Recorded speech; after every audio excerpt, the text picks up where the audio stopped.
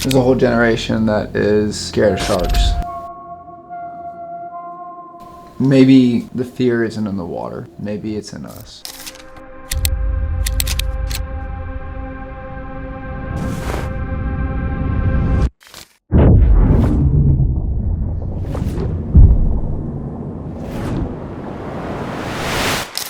So Stuart and I wanted to try a different dive site. One that I didn't know anything about, honestly, at the time, but I was willing to come down to Charleston and check it out. Stuart drives up to Merle's Inlet with me all the time, but I thought it would be time for me to go down there, and goes to the Charleston 60.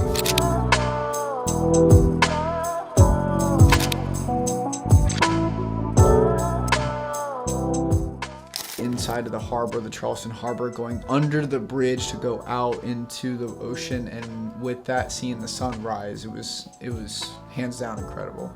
The site was a maze of these APCs, these underwater vehicles that had all these tunnels connecting them, and some were separated, some were not, but it kind of all looked the same if you have never been down there, and so you don't know what direction you're in until you actually just kind of see the front end of this dive site, and you kind of dive into the front of all of them because they're all kind of pointing in one direction. As we got down there, the first thing we saw was a stingray that popped up, right? Super clear water. I'm talking like it had to have been 60 feet of visibility, very easy, and in South Carolina, that's really, really good. Porgy, stingrays, angelfish, some grouper, and all these sharks just ended up greeting us as we got down there.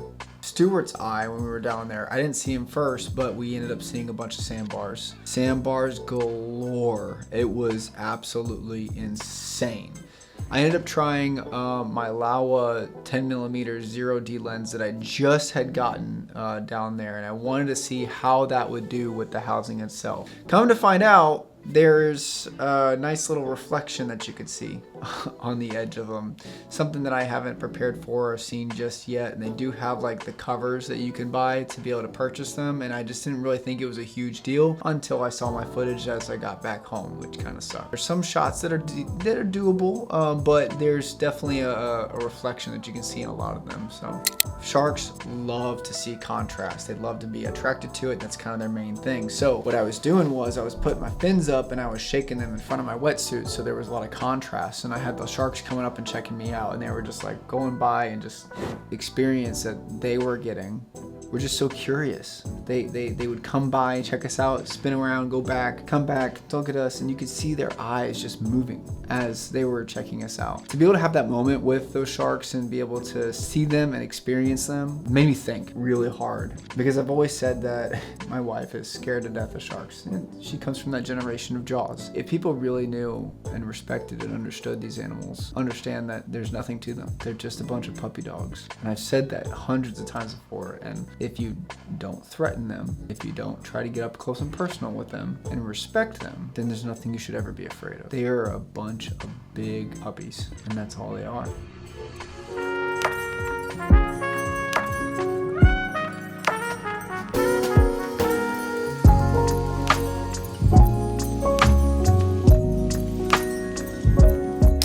I always wanted to understand sharks even more. I wanted to learn about them. I wanted to feel them. I wanted to see how they actually acted in their natural environment. Studying animals and always watching animals and understanding what they're doing has always been a fascination to me. Ever since I fell in love with the ocean, I've always wanted to understand what these animals are truly about and where they... we're talking about one of the oldest living creatures on the planet, and their behaviors, their natural instincts, and things of that nature, and try to learn more about them and be curious. Not to engage, but just to be curious. These guys are on the IUCN RID list, and they need to be protected. It begs the question if, should we allow fishing tournaments to include shark? If we should allow there to be shark fishing tournaments. And in South Carolina, there are some fishing tournaments that allow for that. And still, it kind of begs the question, should we allow that to even be a thing? You can't control what you catch, obviously, it. And to see someone bring up a fish up on the beach, be done with the fear mongering of sharks. Be done with escalation killing. Done with your ideologies from the 60s, 70s, and 80s. Be over it. There's no reason for it, and we shouldn't have any fear of sharks anymore.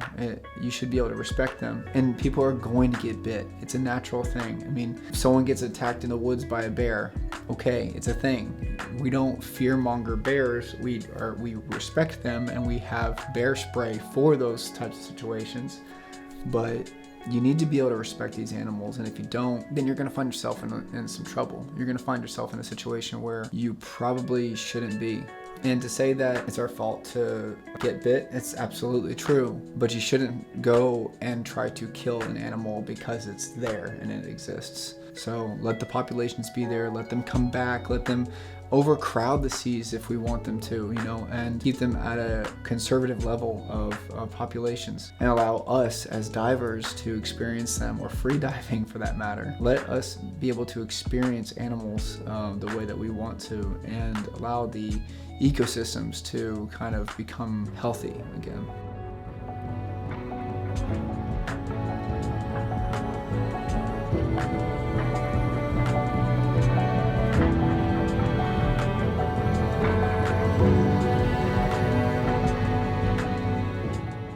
I honestly have to say that diving experience really did change me. It changed my perception.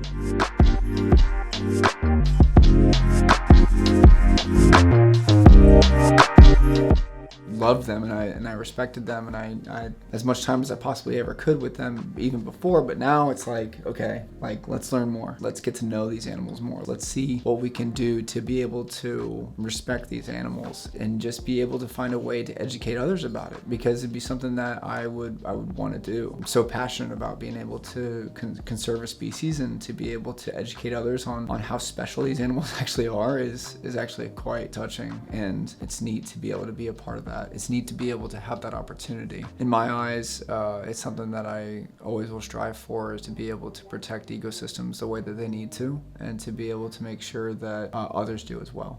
Hey guys, thank you so much for checking this episode out. It is so exciting to be able to share my stories with you, and I hope you guys are able to like and subscribe to the channel, and comment down below what you believe the best shark sites are on the South Carolina coast. I want to know so I can go experience them myself. Guys, thank you so much. Let's get back to Charleston 60.